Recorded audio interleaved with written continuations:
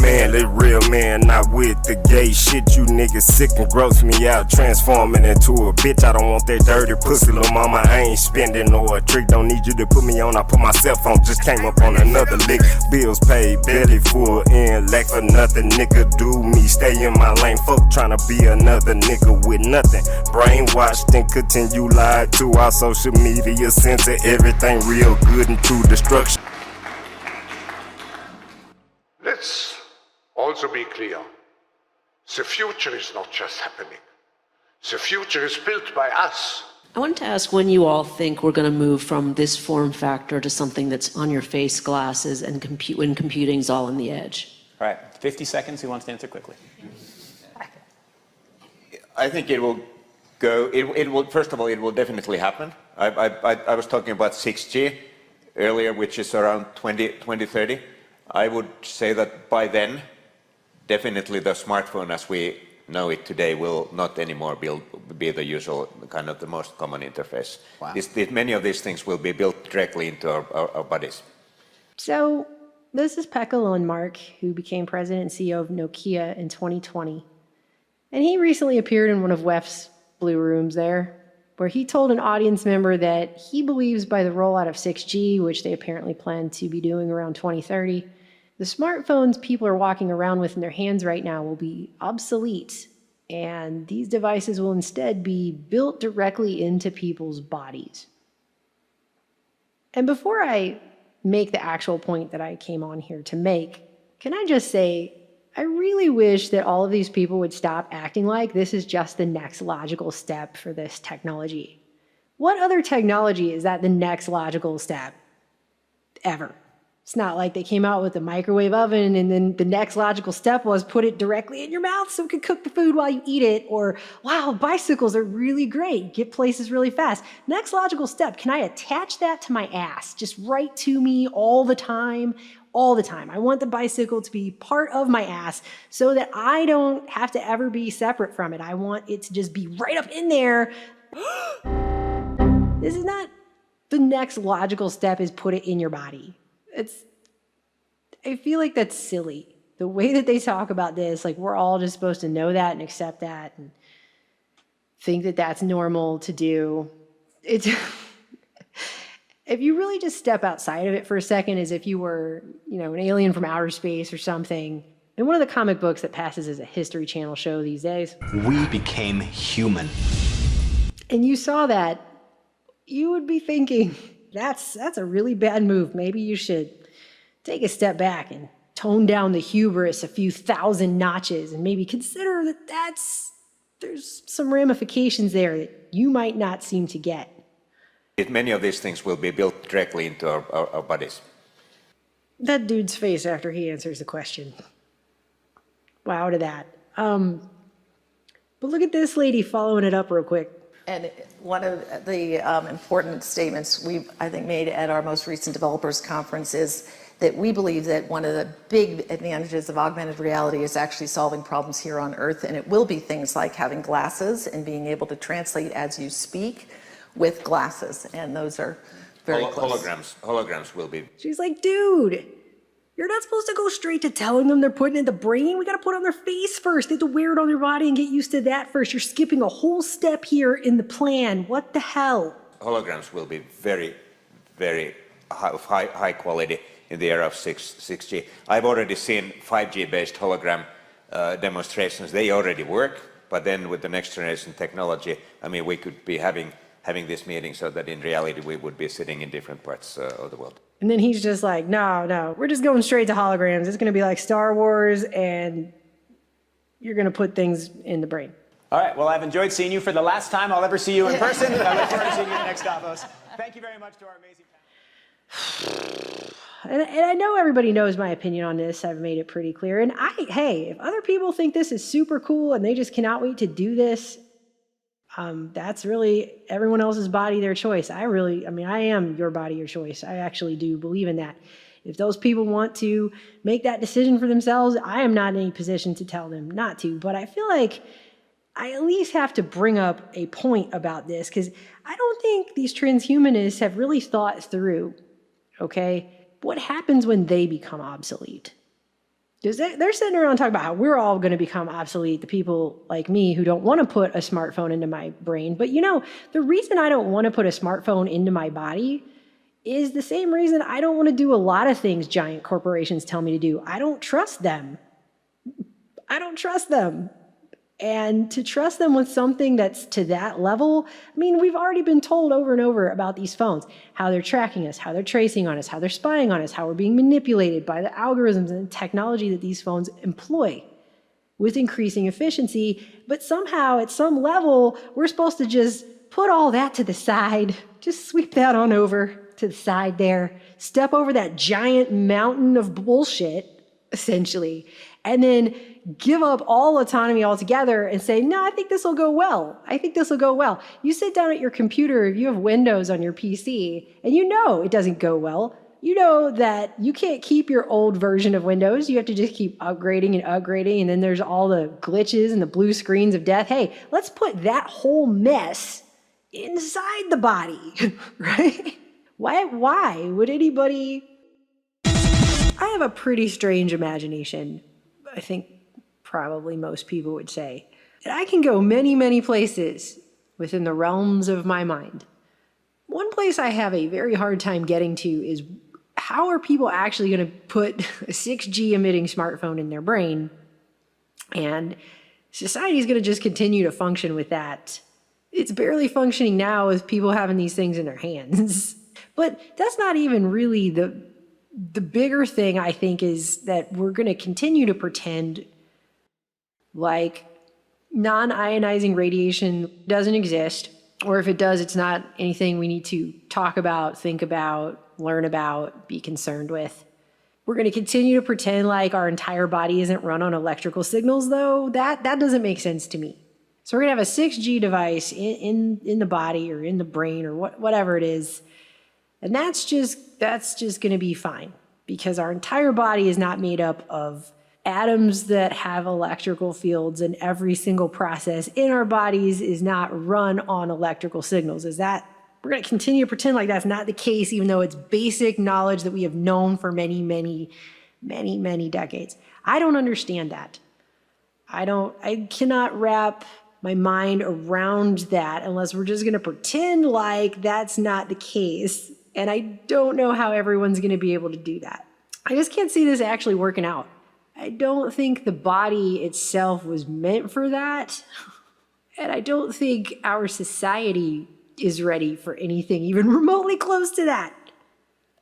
All of the things, they're just too many. I could go on all day. But they just keep prodding us with this. And it's been going on for years now, that they just keep talking about how they're going to implant mobile phones in our heads, when the phone meets the body, and how your phone's going to read your mind, and when communications technology is going to be implanted in everybody. Many people now have smartphones and watches for things like communications, daily planning, or even monitoring their health. This quickly growing technology has also brought up the question of how long before we have smart devices implanted within our bodies. We're still quite a ways away from this being an off-the-shelf option for shoppers, but scientists have been exploring this topic for a myriad of different applications. And they just try to make it sound so cool. With no downsides. There's no downsides here. It's just going to be so awesome when that's happening. Even Elon Musk in his Neuralink presentation was making jokes about updates to brain implants. It's basically Bluetooth to your phone. Because we'll have to watch the App Store updates for that one. Make sure we don't have a driver issue. Updating. And openly admitting to the people who came to watch the presentation that it would be very unethical to put ads in your brain. There's no advertising. I mean, Jesus. I mean, you'd have really no escape. We cannot do that. That would be an ethical barrier. Well, at least he thinks that, or claims to, but do you really think all these other corporations think that? I mean, these are corporations who have fought for things like putting electric billboards in the sky, okay?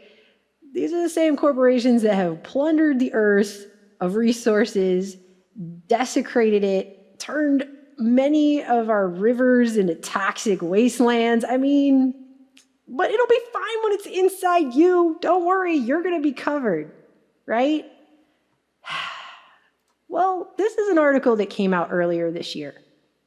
And this is what I mean by, I don't even have to list all the reasons because they come out on their own. What happens to these transhumanists when they become obsolete? Because that'll be a pay-for-play system if one has ever been designed, ever. That one will be it. And it'll be a pretty serious one too, since it's in your body. If you don't like it, what are you going to do? You would have to pay to get it removed if you haven't already damaged something that's not fixable once it's removed. Things like brain tissue, once you put something in the brain, you have altered that tissue. It is not, you can't change it back. It's not Play-Doh. The brain is not Play-Doh. I feel like I shouldn't have to say that to people, but it's not Play-Doh. It doesn't magically change back. It's not a transformer. I just want to read this article to you. And I don't want to read the whole thing because it's actually extremely long. But I think everyone should consider this because this is the future that they're selling us. This is the other side of it that they don't like to talk about when they're too busy talking about, ooh, the mobile phone in the future is going to be so cool when it's jammed in your brain and you can't take it out. Super. And talk about how extreme and awesome it's going to be and try to act like you're going to be Neo in the Matrix. When in reality, what's going to happen is probably going to be more close to something like these people here. So this came out of the Institute of Electrical and Electronics Engineers. And it's an investigative journalist piece they did after users of a bionic retinal implant, their implant became obsolete after the company that made it went bankrupt. Barbara Campbell was walking through New York City subway station during rush hour when her world abruptly went dark. For 4 years, Campbell had been using a high-tech implant in her left eye that gave her a crude kind of bionic vision, partially compensating for a genetic disease that had rendered her completely blind in her 30s. I remember exactly where I was. I was switching from the 6 train to the F train. I was about to go down the stairs, and all of a sudden I heard a little beep, beep, beep sound. It wasn't her phone battery running out. It was her Argus 2 retinal implant system powering down, and the patches of light and dark that she'd been able to see with the implant's help vanished. And this is something that she had to have surgically implanted into her retina. She's probably thanking God it wasn't her brain, but it's still a defunct system that's now in her retina and doesn't work. And she's in a place like a subway station where I think sight is probably pretty important or you could die. This bionic eye needs a retinal implant that requires a 4-hour-long surgical procedure under general anesthesia where they implant the device, which contains an antenna that picks up signals from a video camera that's placed on the glasses that the patient wears. And it looks like this. It says it's like watching TV on a screen with 60 pixels, but it's enough information to allow people to move around without aid. Unless, like this woman, you're walking down into a subway station and all of a sudden you hear a beep, beep, beep noise and you can't see anymore because your implant just broke inside your body. And it's not just her. This is happening with other people that are having issues with these implants. This guy, Bylan, became kind of a spokesman. It says, because he ended up getting this implant in both of his eyes. So he had an Argus 1 in one eye and an Argus 2, which is the second version of the implant, 11 years later, and he kind of became a spokesman for this company. Says yet in 2020, he had to find out secondhand that the company abandoned the technology and was on the verge of going bankrupt. So they didn't even tell the guy who had it in both of his eyes, who was basically like their default spokesperson. He didn't even get to know, right? And he says, as long as nothing goes wrong, I'm fine. But if something goes wrong with it, I'm screwed because there's no way of getting it fixed now. And this is another guy, Russ Dewar, second sight patient. It's a fantastic technology and a lousy company. And he just got it in his eye in 2019. So he got one put in there right before everything hit the fan. And it says he was thrilled to learn in 2020 that he was going to be able to get upgrades that might improve his vision further. He heard troubling rumors about the company, so he called his vision rehab therapist. She said, well, funny you should call. We all just got laid off. And by the way, you're not getting your upgrades. So that's a really nice way to find that out, isn't it? And so there are over 350 people now who have this implanted into their eyeball in this world. And this company doesn't exist anymore. It went out of business. And they discontinued this implant and nearly went out of business in 2020. and it says a public offering in June 2021 raised $57.5 million. They were able to raise $57.5 million. But guess what? In today's day and age, that's like they can barely afford office furniture or whatever with the way people run some of these businesses. So that $57.5 million was just not enough. And that's the thing. You could get one of these things put into your body by $1 billion company or a multi-billion dollar company. But does that mean you can rely on that company and they're just always going to be there and they're not going to have some corrupt person running it who screws everything up, or some accounting person who doesn't know how to account for the finances in the proper way, or what, for whatever reason, right? And the thing they talk about later in this whole long article about the history of this company, everything, these implants, the Argus 2 was a $150,000 implant. In fact, getting the whole thing where you get it put in, you got the surgery, the device, and the rehabilitation needed to use it properly is $500,000 is how much this costs. And it says 80% of it is covered by insurance, but still, that person basically spent $100,000 for something now that if it doesn't break, they're lucky. If it does break, they're completely screwed. And that's being in a horrible position where you're blind and you are being promised something approximating sight, which I can only imagine would be really tempting and very hard to turn down. It's not really the same as people just really like to talk on their phone a lot and they really like to check Facebook a lot, so let's just put that in the brain. That's a little different. But it happened to these people, you know, and this is awful. This is really awful. I cannot imagine what it would be like to be blind and being aided by something I had to go through a painful surgery to have put into my head and spend all this money on, and be walking into a subway trusting that company and trusting that technology is going to work. And then if it doesn't, I might accidentally walk off the subway platform and get hit by a freaking train. That's crazy. And it even goes on to say that this guy, a senior fellow in vision science named Aries Arditi, was a principal investigator for the Argus 2 clinical trials. And he said he did a research study that included all the US participants and showed, quote, weakness with the device's vision quality. And he says Second Sight wouldn't let him publish or present the results, because that's a lot of how science works on a corporate level these days. And the company says it disagreed with his analysis and so discouraged him from publishing it. Which, by the way, is not science, just for the record. Two statements concerning this chair. First, I know it will hold me up. Second, well, I believe it will hold me up. Which statement is correct? The first. I know that chair will hold me up because it's a good, strong chair. We wouldn't have it here in the laboratory if it weren't, but I don't believe it. Because as God uses the word believe, you can't believe in a chair standing up. Now I'm believing in the chair. I'm trusting myself